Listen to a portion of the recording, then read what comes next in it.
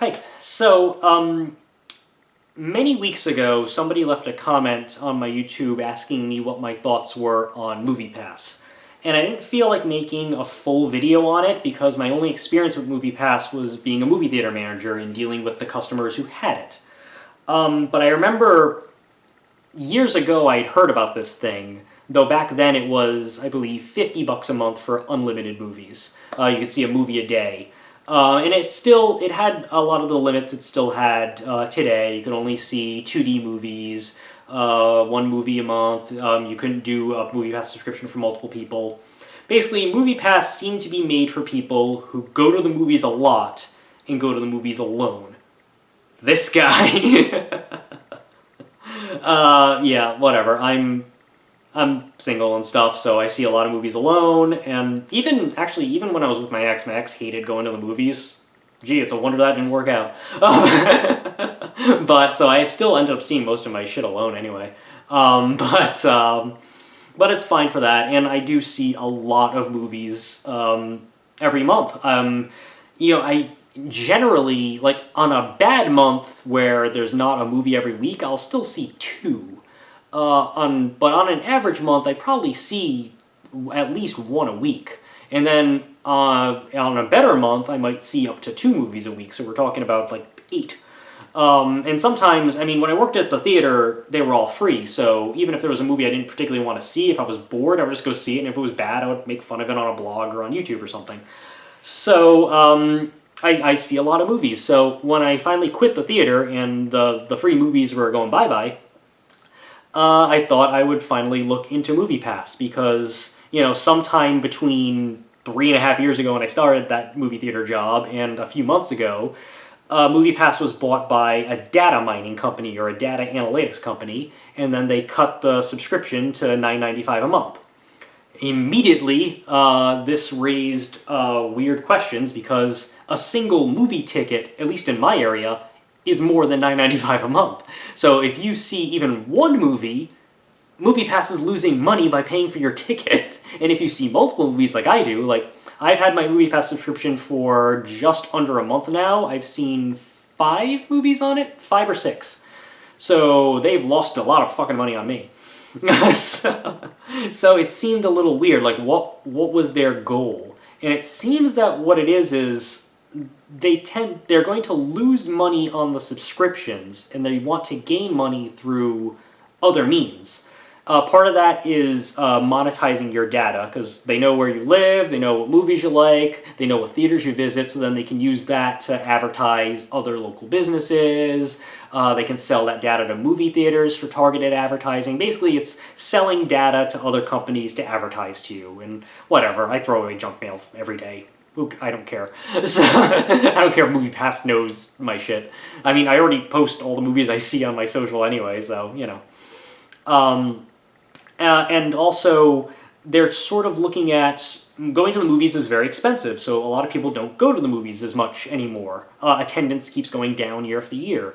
So if Moviepass makes it cheaper and more people go to the movies and it increases foot traffic, then that foot traffic will translate into more money to the theater because Moviepass will be buying more tickets from them.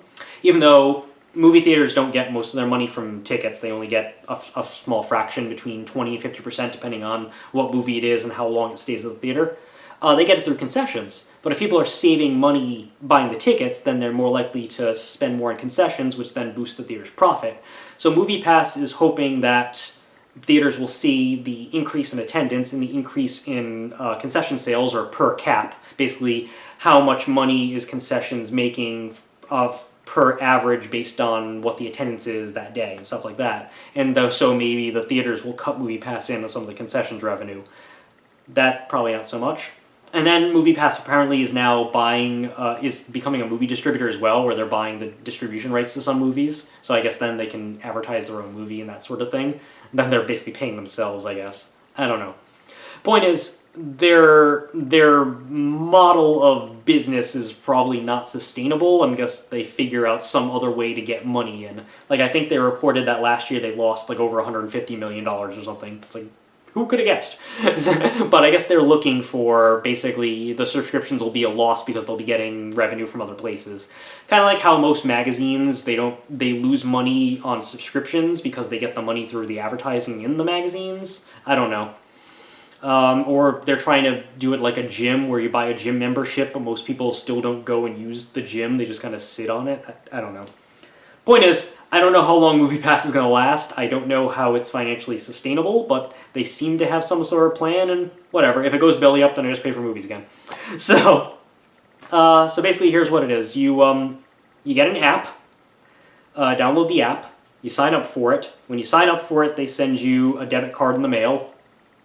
Moviepass. So you register or activate the card using the app, and then here's how basically it works. You have the app.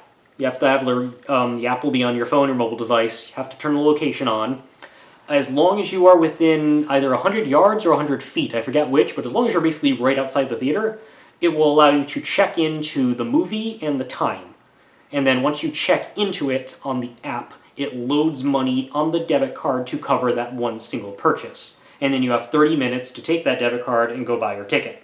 Now, if the movie's sold out or other stuff, there's other ways you can uncheck out, but I haven't had that problem yet. And then you just go up to box office, you ask for a ticket, you buy it with the Moviepass debit card, and then you're good to go.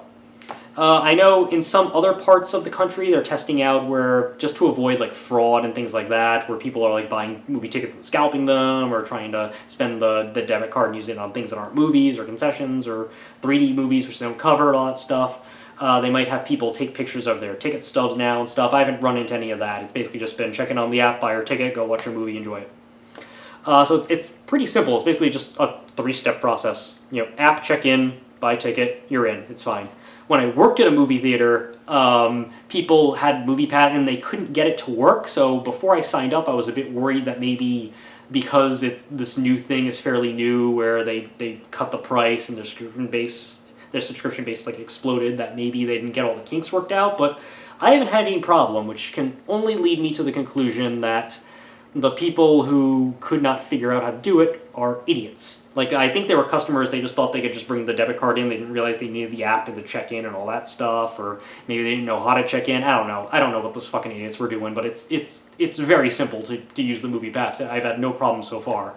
I had one time where it wasn't really registering my location as being outside the theater, but I think that's just because my location had been off and my phone just needed to catch up. But otherwise, it's worked fine. I've had no problems with it.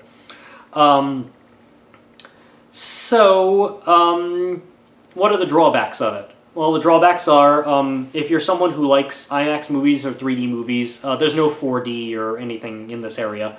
But I like 3D movies. I know some 3D is better than others, depending on if they filmed it with actual 3D cameras or up-converted and things like that. But can't use it. You can only use it on 2D. I'm single right now, but if I happen to go on a date with somebody or whatever, I have to like buy their tickets separately or whatever, because it's only for 1 ticket per day. Yeah, I can't really have any 2 movie days anymore. Sometimes I'd see a movie back-to-back if I had the whole day out, but now I have to see it on like consecutive days because you only do it once in a business day, not really 24 hours or anything, because I've seen like a late show one night and the early show the next day, and it's worked fine. So basically once in every business day, essentially. But ultimately, it's there's not really much on the downside for a consumer if you're a person like me. Now, if you live in a household and you go to the movies a lot with your spouse or significant other, they can get their own subscription, because then that's still less than $20 a month, and you would have spent more than that anyway if you didn't. So it's kind of worth it for that too. You just buy your ticket separately. You can't buy tickets online or ahead of time for most theater chains, including the ones around here. So if it's a movie that I think is going to be sold out, like, in a couple of weeks, there's Deadpool, Solo, stuff like that. There's more of a chance of it being sold out because you basically have to do it. You can basically only check in and stuff within like 30 minutes of the movie time. You can't really do it like way ahead of time. So that kind of is an issue. But then again, sometimes I just go during different times. I might go like 9, 10 o'clock at night after my shift at my regular job on the weekdays, or I'll just go at random times on like a Friday morning or something. It's, I tend to go at times where it's not going to be as sold out as opposed to like a Friday night or any time on a Saturday. So that sort of works fine. Yeah, but that's about the only real issue on the consumer side. It's like if you want to see a movie with someone else, if you want to see more than one movie a day, if you want to see a 3D movie, that stuff it's going to inhibit. But otherwise it's a great movie. It's a great money saver, especially for someone like me who sees a shitload of movies. I know there are some theaters. I know AMC, which they're not the chain I work for. You might be able to tell what chain I work for right now. So AMC didn't want to deal with them so much, and I don't understand why, because from a theater standpoint, one, you don't get most of your money from tickets anyway, and two, Moviepass is still paying the full ticket price, so the theater's not losing anything by accepting Moviepass customers. So I think it's more about the chance that AMC doesn't want Moviepass to have leverage on them to cut into their concession revenue. Because there have been some, especially smaller movie chains, that have cut deals with Moviepass where they've actually quantitatively shown that Moviepass is increasing their business, so they've cut them in on some stuff. I think Mark Cuban's movie theater is allowing them to do advanced ticketing and stuff, so some other ones have decided to cut them in for the extra foot traffic. But some other theaters, I don't know. And then I guess some other theaters are working on their own subscription plans that are more expensive and not as good. So maybe they won't accept it just because it's competing with their own. I don't know.